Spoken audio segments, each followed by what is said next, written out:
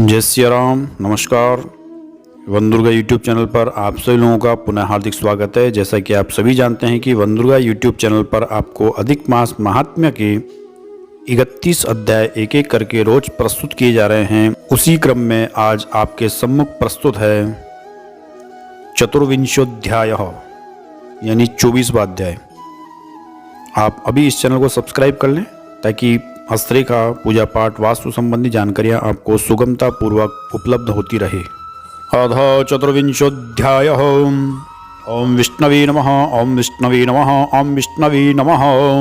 मणिग्रीव ने कहा, हे ब्राह्मण देवता, मैं विद्वानों की आबादी से घिरे हुए रमणीक चमत्कारपुर नगर में अपनी रमणी के साथ निवास करता था। मैं बड़ा पूंजीपति, पवित्र आचरण करने वाला और परोपकार करने में सदा तत्पर था। किसी समय देव संयोग से मुझे दुर्बुद्धि पैदा हुई, तब बुरी भावना के कारण मैंने अपने धर्म का परित्याग कर दिया। प्रतिदिन अपेय पदार्थ, मदिरा, ताड़ी आदि का सेवन करने लगा। जब विलासिता के कारण पैसे की कमी हुई, तब चोरी, डकैती, लूटपाट, दूसरों को मार डालने में तत्पर रहने लगा।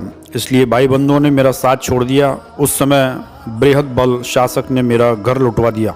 जो कुछ शेष धन बचा रह गया उसे भाई बंधुओं ने हड़प लिया। इस प्रकार सबसे अपमानित, लांछित होकर जंगल में रहने लगा।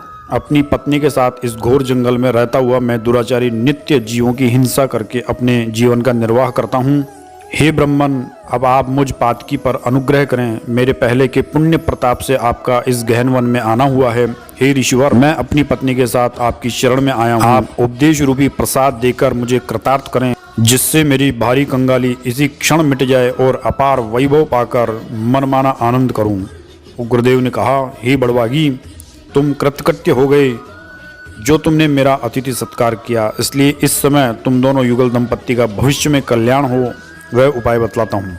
जो बिना व्रत किए, बिना तीर्थ किए, बिना दान किए अनायास तुम्हारी दरिद्रता मिट जाए, वैसा उपाय मैंने विचार कर लिया है। यह ज्येष्ठ मास है। इसके बाद तीसरे श्रावण मास में श्री पुरुषोत्तम मास आने वाला है। उस पुरुषोत्तम मास में तुम दोनों युगल दंपति विधि पूर्वक प्रयत्न करके श्री पुरुषोत्तम भगवान को प्रसन्न करने के लिए दीपदान करो। उस दीपदान से तुम्हारी दरिद्रता जड़ से साफ हो जाएगी। तिल के तेल से दीपदान करना चाहिए। यदि पैसा हो तो शुद्ध घी से, वनस्पति से नहीं दीपदान करना चाहिए। परंतु जंगल में रहते हुए तुम्हारे पास इन दोनों तेल अथवा घी में से कोई भी साधन नहीं है। हे पाप रहित मणिग्रीव, पुरुषोत्तम महीने पर अपनी पत्नी के साथ नियम पूर्वक हिंगोट के तेल से दीपदान करते रहना। अपनी भार्या के साथ इस प्रकार सरोवर में प्रतिदिन स्नान करना। इसी प्रकार वन में तुम 1 मास तक दीपदान करते रहना। तुम्हारे अतिथि सत्कार से प्रसन्न होकर मैंने वेद द्वारा प्रतिपादित यह उपदेश तुम दोनों पति पत्नी को दिया है। विधि के बिना भी दीपदान करने से मनुष्यों को लक्ष्मी की अभिवृद्धि होती है। यदि विधि विधान के साथ पुरुषोत्तम मास में दीपदान किया जाए तो क्या पूछना। वेद में कहे हुए कर्म और अनेक प्रकार के दान पुरुषोत्तम मास में दीपदान की 16वीं कला की बराबरी भी नहीं कर सकते हैं। अखिल तीर्थ, अखिल शास्त्र पुरुषोत्तम मास के दीपदान की 16वीं कला को भी नहीं पा सकते हैं। योग, ज्ञान, सांख्य, समस्त तंत्र शास्त्री भी पुरुषोत्तम मास के दीपदान की 16वीं कला की बराबरी भी नहीं कर सकते हैं। कृच्छ, चांद्रायण आदि समस्त व्रत पुरुषोत्तम मास के दीपदान की 16वीं कला को भी नहीं पा सकते हैं। वेद का स्वाध्याय, प्रतिदिन नित्य पाठ करना, गया का श्राद्ध, गोमती नदी के तट का सेवन पुरुषोत्तम मास के दीपदान की 16वीं कला की बराबरी भी नहीं कर सकते हैं। हजारों सूर्य चंद्र ग्रहण, सैकड़ों व्यतिपात योग भी पुरुषोत्तम मास के दीनदान की 16वीं कला को भी नहीं पा सकते हैं। कुरुक्षेत्र आदि सर्वश्रेष्ठ क्षेत्र, दंडकारण्य आदि सर्वोत्तम वन भी पुरुषोत्तम मास के 16वीं कला की तुलना में भी नहीं आ सकते हैं। हे वत्स, यह अत्यंत गुप्त व्रत जैसे तैसे व्यक्ति से कहने योग्य नहीं है। यह व्रत धन धान्य, पशु समुदाय, पुत्र पौत्र तथा यश की वृद्धि करने वाला है।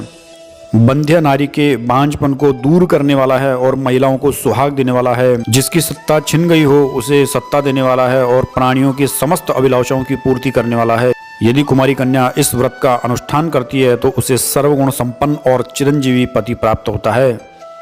पत्नी की कामना करने वाले व्यक्ति को सुशीला, सुंदर आचरण करने वाली और पतिव्रता मनोरमा पत्नी मिलती है। विद्या की कामना करने वाले को उच्च शिक्षा प्राप्त होती है। सिद्धि की वांछा करने वालों को समस्त सिद्धियां मिल जाती है। गड़ा खजाना चाहने वालों को खजाना मिलता है। मोक्ष की कामना करने वालों को मोक्ष की प्राप्ति होती है। बिना विधि विधान के, बिना शास्त्र की आचार संहिता के जो व्यक्ति जिस किसी स्थल में, मंदिर में, निर्जल स्थान में, भयंकर जंगल में दीपदान करते हैं अर्थात दीपक जलाते हैं, प्रकाश की व्यवस्था करते हैं, तो उनकी सारी आकांक्षाएं पूरी होती है।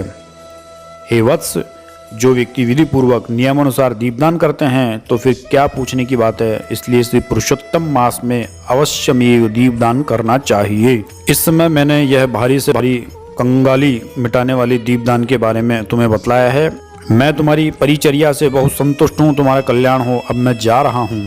अगस्त मुनि ने कहा कि इस प्रकार कहकर वे विप्रवर, दो भुजाधारी मुरली को धारण करने वाले श्री हरि भगवान का मानसिक स्मरण करते हुए प्रयाग को चले गए। वे दोनों युगल दंपति अपनी कुटी से उग्रदेव का अनुगमन पीछे जाकर उनके साथ कुछ महीने तक रहे। फिर दोनों उन्हें नमस्कार कर प्रसन्नचित हो अपनी कुटी को लौट आए। अपनी कुटी में आकर भक्ति भाव के साथ पुरुषोत्तम मास में चित्त लगाकर ब्राह्मण की भक्ति में तत्पर उन युगल दंपति ने 2 महीने का समय बिताया। 2 महीना बीत जाने के बाद श्रीमान पुरुषोत्तम मास आया। युगल दंपति ने गुरु भक्ति में तत्पर हो उस पुरुषोत्तम मास में दीपदान का कार्य संपन्न किया। आलस्य का परित्याग कर वैभव की प्राप्ति के उद्देश्य से हिंगोट के तेल से दीपदान किया। इस प्रकार दीपदान करते हुए युगल दंपति का श्री पुरुषोत्तम मास बीत गया।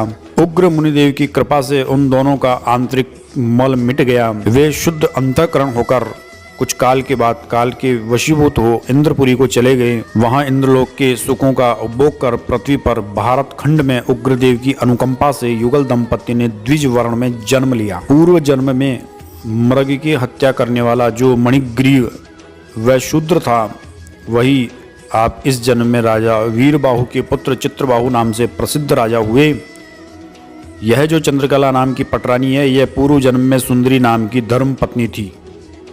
पतिव्रत धर्म के कारण यह आपकी अर्धांगिनी हुई, क्योंकि जो नारियां पतिव्रता होती है वे अपने पति के पुण्य का आधा भाग लेने वाली होती हैं।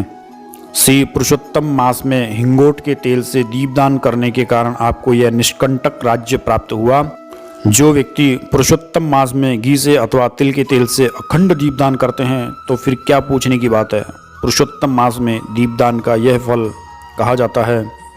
इसमें रंच मात्र भी संशय नहीं है। जो उपवास आदि नियमों से श्री पुरुषोत्तम मास की आराधना करते हैं तो उनके संबंध में क्या कहने की बात है। वाल्मीकि मुनि बोले कि इस प्रकार महर्षि अगस्त्य राजा चित्रबाहु के प्राचीन उपाख्यान का निरूपण कर उन चित्रबाहु से अभिनंदित हो उन्हें अक्षय आशीर्वाद देकर चले गए।